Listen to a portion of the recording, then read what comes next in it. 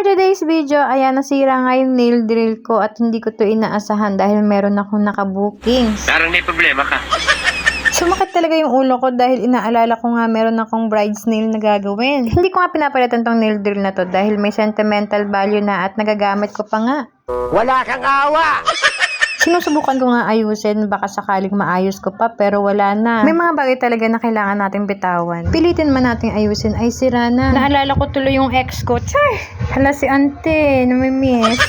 Alam mo, bebe, miss na kita eh. Ha? Kitang-kita naman sa mukha ko, talagang nalulungkot ako.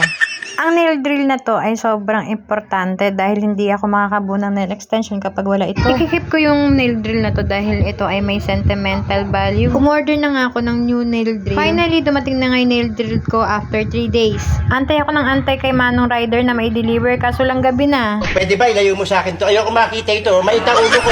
Ay nako, pag inaantay mo talaga lalong natagal. By the way, shoutout sa Rider. Makapag-unbox na nga. Ayan, excited!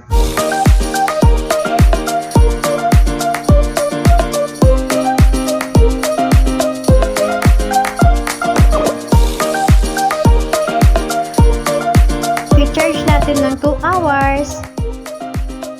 Hindi pa full charge pero tinesting ko na it's working. Thank you for watching guys. Bye!